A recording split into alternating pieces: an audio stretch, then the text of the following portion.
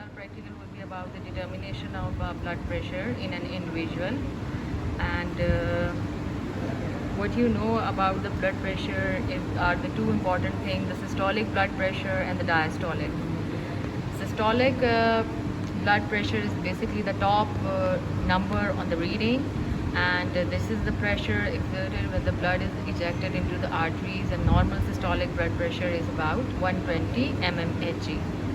And the diastolic blood pressure is basically the pressure of the blood exerts within the arteries between heartbeats, and the normal diastolic blood pressure is 80 mmHg. So what does the blood pressure exactly mean? Blood pressure means the pressure of the circulating blood against the walls of blood vessel is known as blood pressure. And before we start the determination of this blood pressure, you must all be knowing about the pulse pressure. Pulse pressure is basically the difference between the systolic and the diastolic blood pressure. As you know, the systolic blood pressure is 120, diastolic blood pressure is 80, and the difference between these two is known as the pulse pressure, and that would be 40 mmHg. And mean arterial pressure, you must be knowing about the formula of it. Mean arterial pressure, it is the diastolic plus 1/3 of pulse pressure.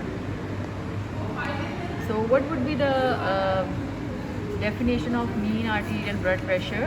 It is the average pressure that drives the blood forward into the tissues throughout the cardiac cycle. Okay, so now we will start with the principle of this practical. The principle of the experiment involves the balancing of air pressure against the pressure of blood in the brachial artery, and the air pressure being estimated by the mercury or air manometer. A cloth covered rubber bag is wrapped around the arm and is inflated with the air till higher that the extra-arterial pressure occludes the brachial artery. The pressure in the bag is then gradually reduced, and that is balanced against the intra-arterial pressure. The reading for the systolic and diastolic blood pressure are noted and recorded. So what we need in this are the apparatuses, like we need a Stigma manometer, stethoscope, a chair or a couch. And there are two types of Stigma manometer. There are two types: mercury, in which there is a mercury, and the other one is a aneroid, in which a spring is converted to a needle, and in mercury there is a column of mercury that moves up and down. So here are these two apparatuses. This one is a mercury Stigma manometer, in which we have a rubber cup. This is a rubber cup that is tied against the arm. Okay, this is a mercury container. Here's a mercury container. Mercury is stored in this container, and mercury move along this column, right?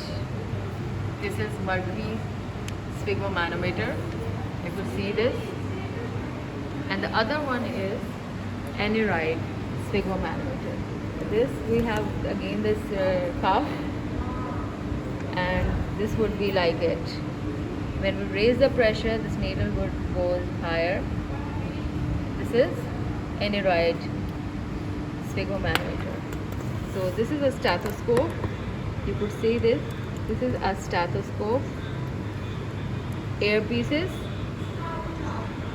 It has two parts: the bell and the diaphragm. We will hear from this part. Okay. So again we will start with this. It consists of a mercury manometer and is inflatable cuff. This cuff is basically, this cuff is known as Reveroshi cuff, and the mercury manometer is a U-shaped tube, and one limb is being broader than the other, and the broader limb is reservoir for our mercury, and the narrow limb is graduated from 0 to 300. You could see this, that is graduated from 0 to 300. mm with the smallest deviation corresponding to the reading of 2 mm. So cuff consists of inflatable rubber bag that is covered by non-distensible cotton fiber. The cuff is connected by the manometer. This cuff, you can see, is connected to the manometer and to the hand valve. This is the rubber pump. This is the rubber pump. And the cuff can be inflated to any desired pressure with the help of rubber pump and also permit the reduction in the cuff pressure. So we must be knowing that by width of this cuff for the adult is 12 centimeter, and for children below 8 years it's 8 centimeter, below 5 years it would be 5 cm, and for infants below 1 year it would be 2.5 centimeter. So the width of the cuff should be this. This is the width of the cuff in the adult normal person, and it varies according to the age of the person. Wider the cuff have to be used to record the blood pressure in obese individual, and the lower limb to overcome shoe resistance. So there are basically two methods for recording of the blood pressure. First one is the Pelpetry method, and the other one is auscultatory method.